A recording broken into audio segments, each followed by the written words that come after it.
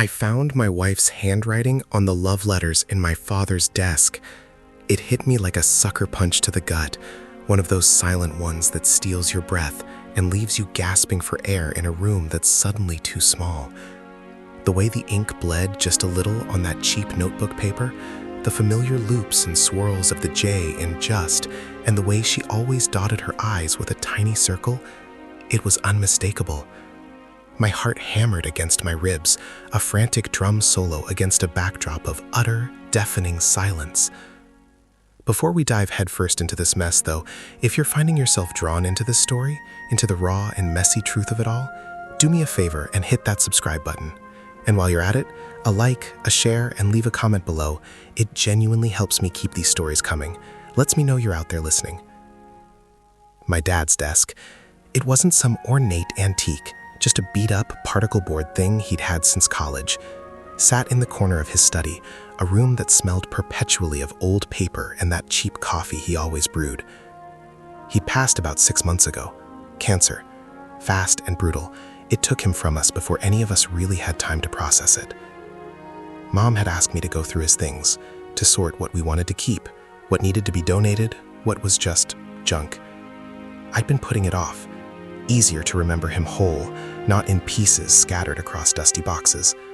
But Mom was getting antsy, wanting the space back, wanting to feel like she could finally move forward. So I'd finally squared my shoulders, took a deep breath, and walked into that quiet, expectant room. It was a Sunday afternoon. Sunlight, thick with dust motes, slanted through the blinds, striping the worn carpet. The air was heavy, still. I opened the drawers, one by one. Old bills, receipts from forgotten purchases, dried-out pens, a collection of bizarrely smooth stones he'd picked up on some long-ago vacation. Underneath a stack of National Geographic magazines, I found it. A locked metal box. Dad wasn't the type for secrets. He was an open book, as honest as the day is long. Or so I thought. A quick rummage through his keyring, still on the hook by the door, yielded a small, tarnished key. It slid into the lock with a soft click. Inside, nestled amongst a few yellowed photographs and what looked like old financial statements, were a few folded pieces of paper. Not a lot, maybe 5 or 6. They were love letters. Not my love letters, not anything from before me. The handwriting, when I first saw it, felt vaguely familiar, like a face you've seen somewhere before but can't quite place. I unfolded the first one, my hands starting to tremble. "My dearest John," it began. John, that was my father's name. My heart did a weird little stutter. Who was writing love letters to my dad, and why were they hidden? My mind raced, trying to conjure up some forgotten flame from his youth, some secret admirer from the distant past. But the paper felt too new for that, and the ink, it was too dark, too vibrant. Then I read the next line. "The ache in my chest when you're not here is unbearable." And then another. "I can't stop thinking about your smile, the way your eyes crinkle when you laugh." The words were tender, passionate, filled with a longing that felt so immediate, so raw. It wasn't the flowery prose of a bygone era. This was modern. This was real. I unfolded another letter. The handwriting was the same. And the words, they were getting more intimate. "Last night with you was transcendent. I replay every touch, every kiss, every whisper in my mind until dawn breaks." My breath hitched. This wasn't some old flame. This was someone current, someone close. That's when I looked closer at the signature. It wasn't a name. It was a single initial, a J. Again, my father's name. But there was something else. A tiny, almost imperceptible flourish at the end of the initial. A loop. A specific kind of loop. And a tiny, perfect circle dotting the I in kiss in the previous sentence. My stomach clenched. I knew that flourish. I knew that dot. It was the way my wife Jessica wrote her J. The J in her name. The J in her signature. Jessica. My Jessica. The woman I'd married 5 years ago. The woman I'd built a life with. The woman I thought I knew better than anyone on this earth. The woman who was currently at her yoga class, probably posting a serene selfie to Instagram, captioned with some platitude about inner peace. The woman who just yesterday had complained about my dad's messy desk taking up too much space in his memory. My hands were shaking so badly now that the paper rustled like dry leaves. I picked up another letter, my eyes blurring. I wish I could just disappear with you, John. Leave it all behind. Our little secret world. A secret world. With my father. My Jessica. The thought was so ludicrous, so impossible, it felt like my brain was short-circuiting. It couldn't be. It couldn't be. Jessica.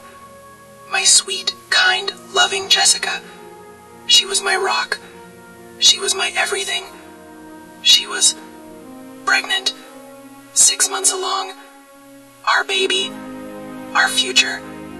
How could any of this be real? I reread the letters, searching for any detail, any clue that would disprove what my eyes were telling me. But the more I read, the more the pieces fit into a horrifying, impossible mosaic. Her phrasing, the way she described mundane things with such poetic intensity, the way the city lights blur through the rain on the drive home. I'd heard her say things like that on phone calls late at night. Doom. I'd always assumed it was a friend, a sister, someone confiding in her. But the letters were addressed to him, to my father, my dad. He was a good man, a quiet man, a doctor, respected, kind. He'd always been a bit of a loner, even after Mom. They'd had a good marriage, but they drifted apart in their later years. Still lived in the same house, still had dinner together, but their lives seemed separate. I'd never once suspected him of anything like this. Not infidelity, not anything that involved secret rendezvous and clandestine love letters. He was always so stoic, so reserved. The idea of him being involved in such a passionate, hidden affair was almost laughable, except that the handwriting, it was a siren song of betrayal, luring me into a dark, churning sea of confusion and disbelief. I remembered small things, little oddities I'd dismissed at the time.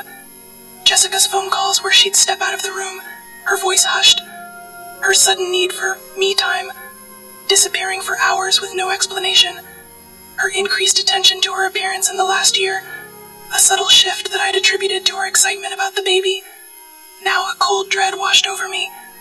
Had she been seeing him, my father, while I was working late, while I was out with friends, while I was oblivious? The J initial on the letters. Could it be something else? A nickname? A shared inside joke?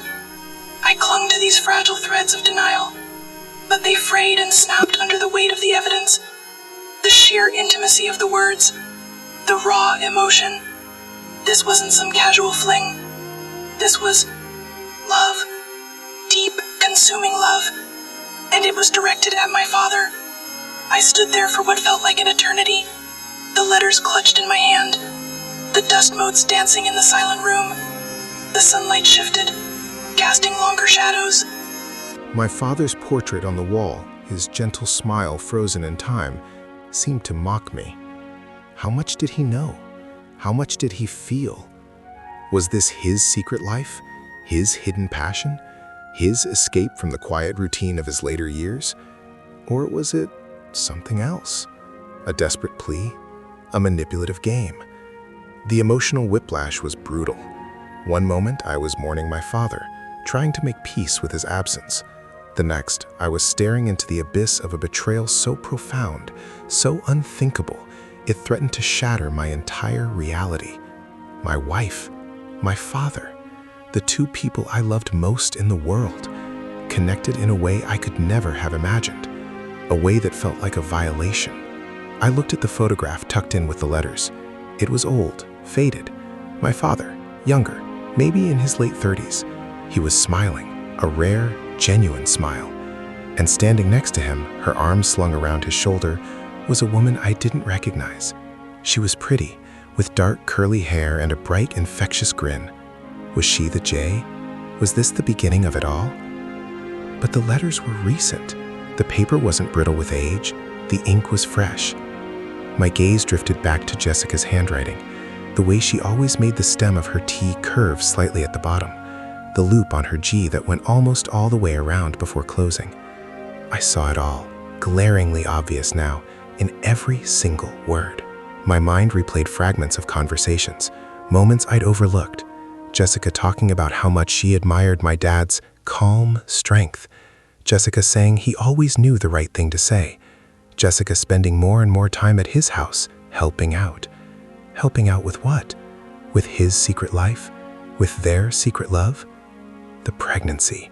That was the kicker. Was the baby even mine? The question slammed into me with the force of a physical blow. My blood ran cold. The timing, it all suddenly felt sickeningly plausible. My trips for work, the long hours, my father's presence, the letters, it all coalesced into a nightmarish scenario. The baby I'd been so excited about, the son or daughter I'd dreamed of holding, could be my father's child, my half-brother or sister. I sank into my father's desk chair, the worn leather creaking under my weight. The room spun. The carefully constructed edifice of my life was crumbling around me, brick by painstaking brick. The innocence I'd believed in, the trust I'd placed so blindly, was a lie, a meticulously crafted, soul-crushing lie. I felt a wave of nausea. This wasn't just a betrayal, it was a desecration of everything I held sacred. My marriage, my family, my lineage. I picked up the last letter. It was short, almost a desperate whisper. I can't do this anymore, John. It's too much. We're playing with fire, but I can't let you go. I love you too much. Just one more night, my darling. Please, just one more night. My eyes burned. One more night. With whom? My father?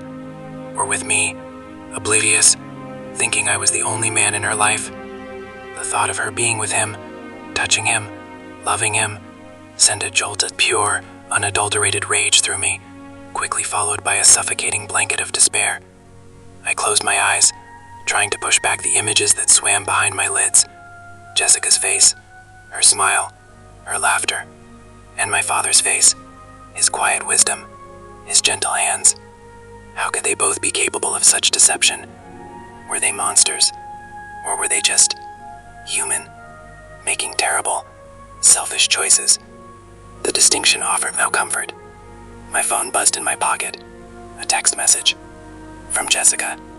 Hey honey, yoga was amazing. Just picked up some groceries. See you soon. Love you. Love you. The words echoed in the suffocating silence of the room. A cruel mockery. I looked at the letters again, at her familiar handwriting, and a chilling realization settled in my bones. This was just the beginning. The truth, the real, ugly, devastating truth, was still hidden, waiting to be unearthed, and I had a sinking feeling that finding it would break me completely. I had to know.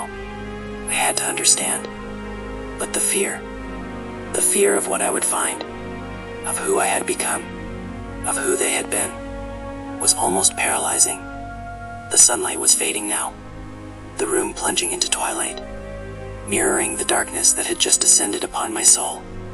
I was lost, adrift in a sea of questions, with no land in sight. And the hardest part was, I didn't know if I even wanted to find my way back. The letters lay open on the desk, accusing me, demanding answers I didn't have, and the silence in the room was deafening, filled only with the frantic, desperate beating of my own betrayed heart. My hands were still shaking, the cheap paper of the letters feeling brittle and dangerous in my grip. I stared at the date on the most recent one. 3 weeks ago. 3 weeks ago. Jessica had been writing these passionate, desperate declarations of love to my father, just 3 weeks before the baby was due. The sheer audacity, the brazenness of it, was almost incomprehensible. It wasn't just a past indiscretion. It was an ongoing, deeply entrenched affair, happening right under my nose, with the man who had raised me, the man I had respected, adored, and grieved for. I felt a surge of adrenaline, a primal urge to act, to confront, to shatter the fragile piece of my life with the explosive truth. But where to start? Do I go to Jessica? Do I confront my father's memory, accusing a ghost? The thought of confronting Jessica, of seeing the calculated flicker in her eyes, the practiced innocence, sent a fresh wave of revulsion through me. And my father, he was gone. I couldn't get answers from him. I couldn't ask him why. Why him? Why her? Why me? I forced myself to breathe, trying to regain some semblance of control. The room was dim now, the shadows long and distorted. I looked at the photograph again.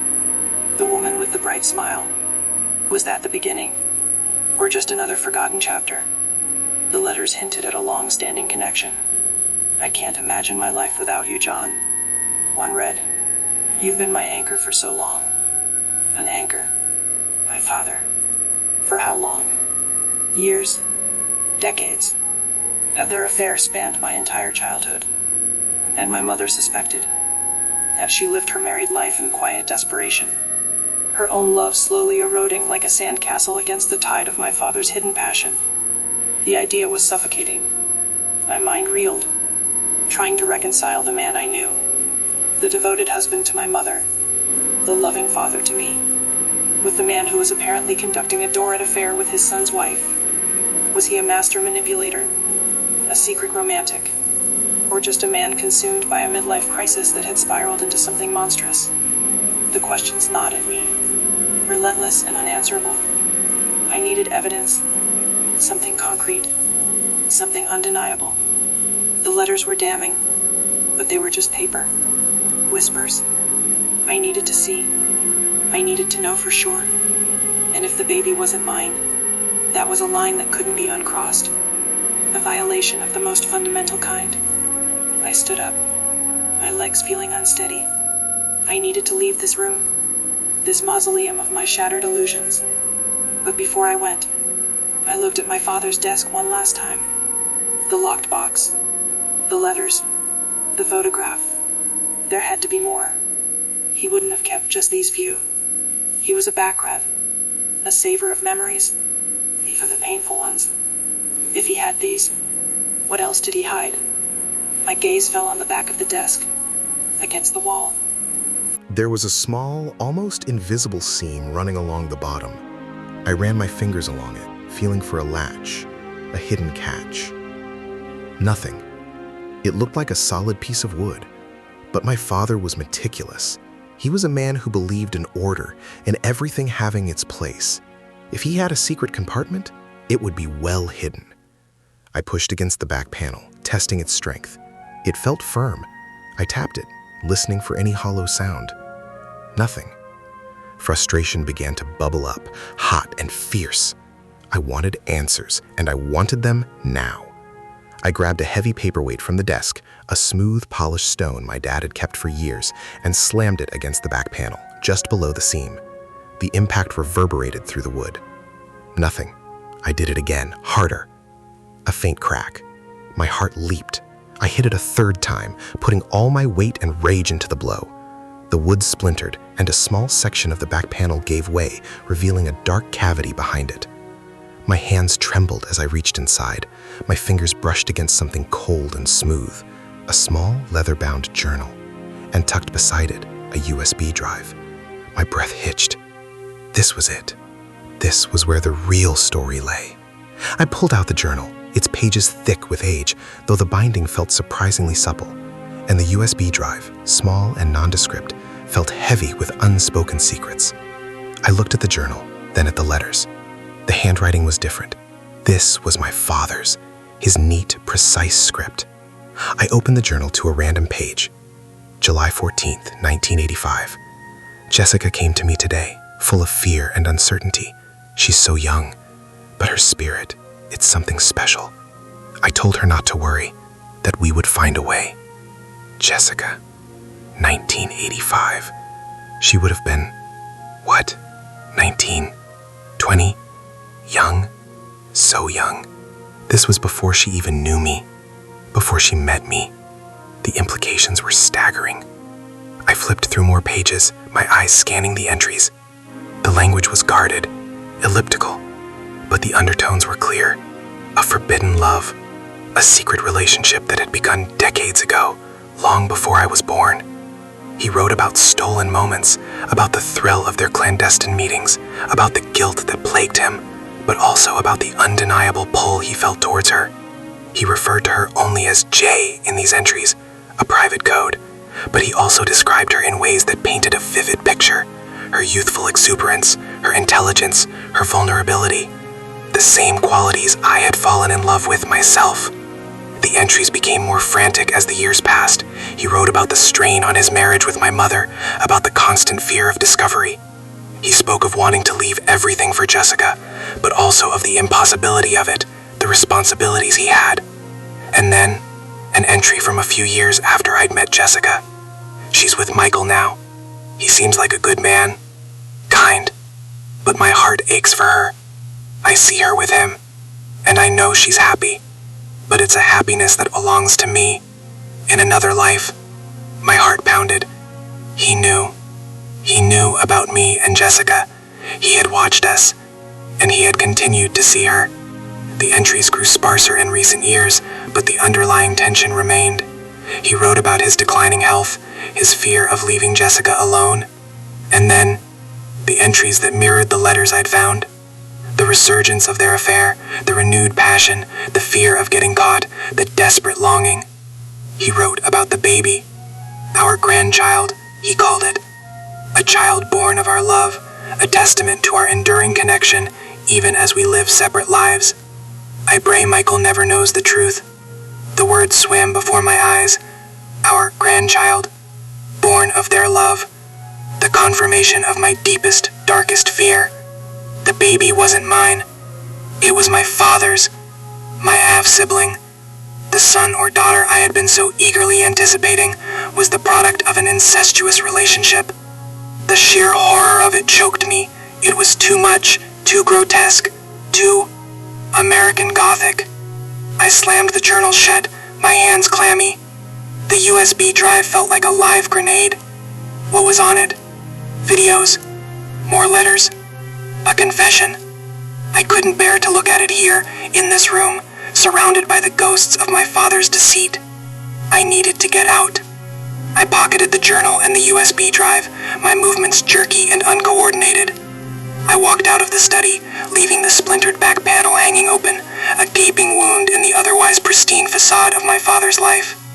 The house was silent, eerily so. The late afternoon sun cast long shadows across the living room. It felt alien, tainted. I went to the kitchen, my legs threatening to buckle.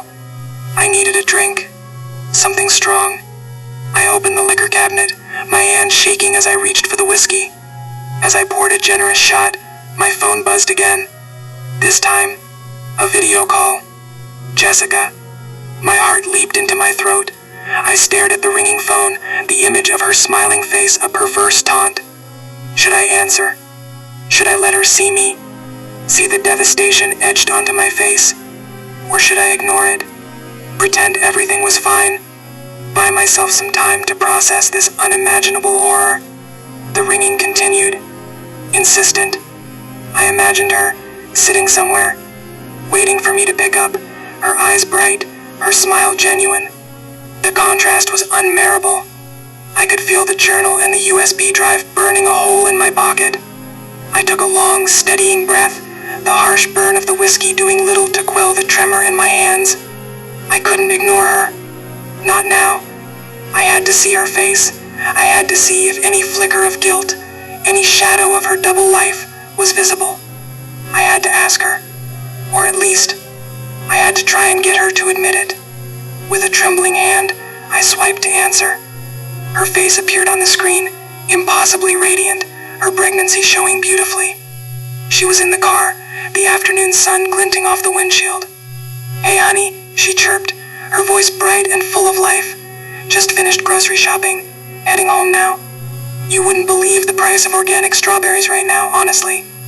Anyway, how was your day? Anything interesting happened at your dad's? Her words hit me like a tidal wave of pure, unadulterated pain. Her casual inquiry, her cheerful demeanor, her utter obliviousness to the cataclysm that had just occurred was more than I could bear. I looked at her, at the woman I had loved, the mother of my child, my father's child. The weight of the secret, the betrayal, the sheer horror of the situation pressed down on me, threatening to crush me. I opened my mouth to speak, but no sound came out. My throat was raw with unshed tears and unspeakable accusations. Her bright, innocent smile faltered for just a fraction of a second, a flicker of confusion crossing her features. "Honey, you okay? You're looking a little pale." Her voice was laced with concern, but I saw it. Just a fleeting moment, but it was there. A shadow of something. And then, her eyes drifted down, past my face, to my hands. My grip on the whiskey glass was white-knuckled, and the tremors were visible. Her brow furrowed. "Michael, what's wrong? Did something happen to your dad's?" She sounded genuinely worried, but beneath it, I could sense a subtle shift, a quickening of her breath, a guardedness that hadn't been there moments before. She was sensing something was wrong. She was starting to put pieces together. And I knew, with a chilling certainty, that this was just the beginning of the unraveling. The fragile thread of her composure was about to snap, and I had to be there to witness it.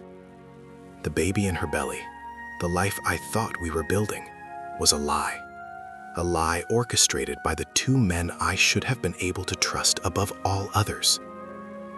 The silence on the call stretched, thick with unspoken truths and impending destruction.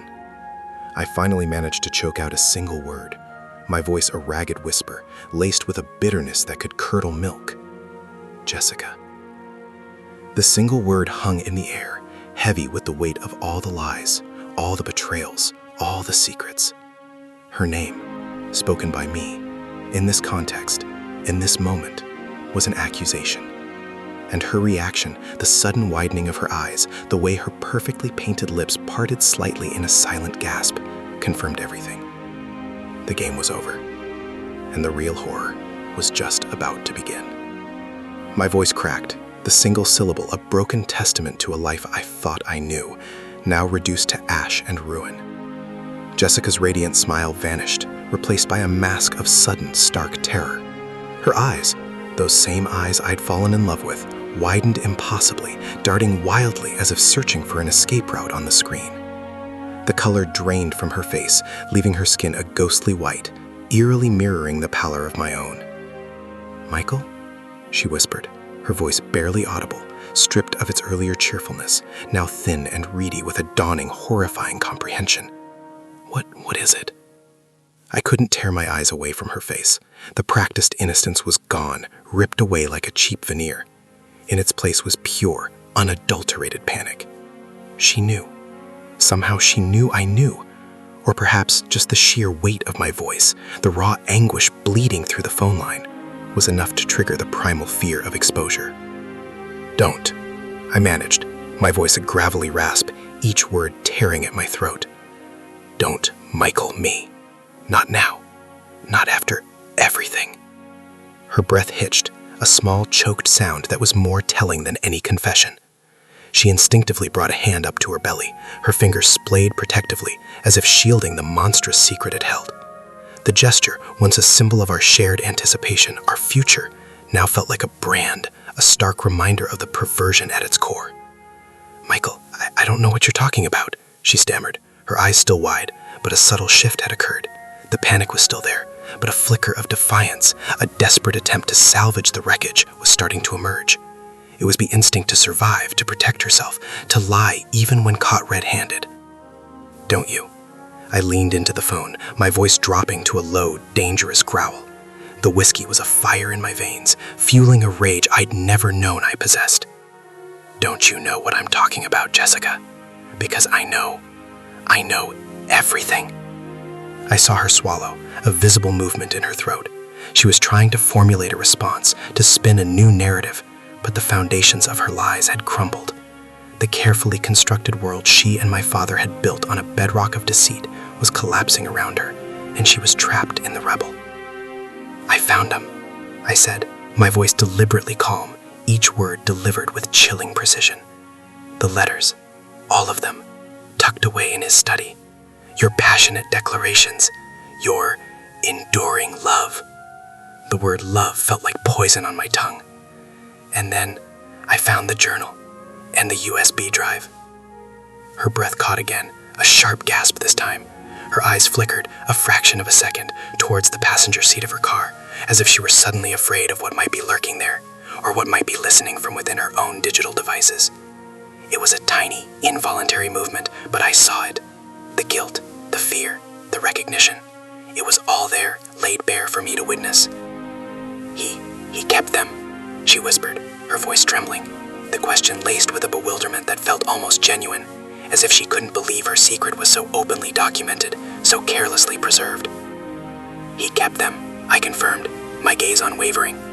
"And he wrote about you, about your beginnings, about me, about us, about our grandchild." The last words were spat out, dripping with a venom that could kill.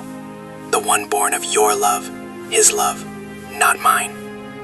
The color drained from her face completely, her lips parted, no longer trembling, but frozen in a silent O of pure, unadulterated horror. She looked as if she had seen a ghost, a demon, a manifestation of her deepest, darkest fears. And in a way, she had. She had seen the reflection of her own monstrous betrayal staring back at her. "Michael, please," she finally choked out, her voice a desperate plea. It's not what you think." "Oh, it is exactly what I think, Jessica," I said, my voice dangerously low. "It's worse. It's so much worse than I could have ever imagined. My father, my wife, the man who raised me, the woman I was going to marry, and the child, my father's child in my wife's womb. Do you know how insane that sounds?" I paused, letting the enormity of the statement hang in the air. "It sounds like something out of a nightmare, a Greek tragedy. Except this is my life, my American dream turned into a goddamn horror show." Tears welled up in her eyes, not of remorse, but of sheer, unadulterated fear. "Michael, please, you have to understand. It's complicated." "Complicated?" I laughed, a harsh, broken sound that echoed in the silent study. "Complicated? Is that what you call it? Sleeping with your husband's father? Getting pregnant with his child and letting your husband believe it's his? Complicated doesn't even begin to cover it, Jessica. This is evil." I watched her crumble on screen, her shoulders slumped, her head bowed, her hands still clutching her belly like a shield. The confident, radiant woman from moments ago was gone, replaced by a broken, terrified creature caught in the headlights of her own destruction. "It started so long ago," she whispered, her voice barely a murmur, a confession wrung out of her by the sheer pressure of my gaze, even through a screen. "Before you, your dad, he was everything to me. And then you came along, and I loved you, Michael. I really did. But he was always there, a part of me. And when things got hard with us, with the pressures of the pregnancy, of our life, he was there again, and it happened." The explanation, weak and pathetic as it was, hung in the air, a pathetic attempt to rationalize the unthinkable. It wasn't an excuse. It was a desperate attempt to soften the blow, to make the monstrous seem merely humanly flawed. But it didn't work. It only made the betrayal cut deeper. "He was dying, wasn't he?" I pressed, the pieces clicking into place with sickening clarity. The entries in his journal, his fear of leaving her alone. He was making sure you were taken care of, making sure his legacy, his bloodline, continued, even if it meant destroying me. She didn't answer, but her silence was a roaring affirmation. She just stared at the screen, her face a picture of abject misery and dawning realization of the full, devastating scope of the damage. The child she carried was not a symbol of our love, but a monument to her deceit and my father's final, perverse act of control. "And the baby?" I asked, my voice dangerously quiet. "Is it his? Is that what you're going to tell me? Because I can't handle that, Jessica, not that." She looked up then, Her eyes filled with a fresh wave of tears, but this time there was a flicker of something else, a strange, almost resigned acceptance. It's yours, Michael. I swear to you, it's yours. The last time he and I were together was years ago, before I got pregnant this time. He made me promise to always be yours, to never let you know. Her words hung in the air, a fragile lifeline in the sea of my despair. Was she telling the truth? Could she possibly be telling the truth? The idea of the child being mine, untainted by my father's twisted legacy, was a relief so profound it almost knocked the wind out of me. But the doubt lingered, a dark cloud threatening to engulf me. The USB drive in my pocket felt heavy, a potential Pandora's box of further revelations. "You expect me to believe you?" I asked, my voice laced with the skepticism of a man who had his entire world ripped out from under him. "After all this, after the letters, the journal, the confession you just made?" "I know," she sobbed, her voice breaking. "I know it's hard, but it's true. The baby is yours, Michael. I would never lie about that. He wanted us to be together. My dad, he's gone. This is all I have left of him, of us." Her gaze flickered down to her belly again. "And this is our future, Michael, not his." The raw honesty in her voice, the desperate plea in her eyes was the only thing that kept me from hanging up, from screaming, from shattering the phone against the wall. She was a mess, a broken, terrified woman caught in a web of her own making, a web spun by the man who was supposed to be my father. But in her confession, in her tearful insistence, there was a seed of truth, a desperate hope that perhaps, just perhaps, the most horrific part of the lie was not true. "I don't know what to do, Jessica," I whispered, the words tumbling out of me, raw and unvarnished. The anger was starting to subside, replaced by a profound, bone-deep weariness. The fight had drained out of me, leaving behind a hollow ache. "I don't know how we come back from this. I don't know how I come back from this." "We will," she whispered, her voice steadier now, a fragile determination creeping in. "We have to, for the baby, for us. It's going to be hard, so hard, but we'll figure it out, together. Together." The word felt alien, impossible. How could we ever be together, truly together, after this? How could I ever look at her, at our child, without seeing the ghost of my father's betrayal? How could I ever trust again? I need time," I said, my voice hoarse. "I need to think. I need to process all of this." I gestured vaguely with my hand, encompassing the study, the letters, the journal, the phone, her face on the screen, the entire shattered landscape of my life. "I understand," she said softly. "I'll be here when you're ready." I nodded, my gaze fixed on her tear-streaked face. The radiant glow was gone, replaced by a raw vulnerability. She was still beautiful, in a broken sort of way. And in her eyes, beneath the fear and the desperation, I saw a flicker of the woman I had loved, the woman I had planned a life with. "I'll call you," I said, my voice barely audible. I hung up. The screen went black, leaving me alone in the dim study, surrounded by the wreckage of my father's secrets. I sank into his armchair, the leather cool against my skin, and let the weight of it all wash over me. The letters, the journal, the confession, her desperate plea. It was too much, too painful, too real. I looked at my hands, still trembling slightly. The whiskey glass sat on the desk, half empty. I reached for it, not for comfort, but for something to numb the sharp edges of my grief, my anger, my confusion. The house was silent. The late afternoon sun had given way to twilight, casting long, eerie shadows across the room. My father's study, once a place of quiet contemplation, of treasured memories, now felt like a tomb, a monument to his final, devastating deception. I closed my eyes, picturing the child. Our child. The words echoed in my mind, a fragile promise of redemption, a flicker of hope in the overwhelming darkness. It was all I had. It had to be enough.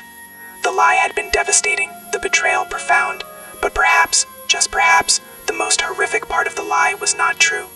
"I don't know what to do, Jessica," I whispered, the words tumbling out of me, raw and unvarnished. The anger was starting to subside, replaced by a profound, bone-deep weariness. The fight had drained out of me, leaving behind a hollow ache,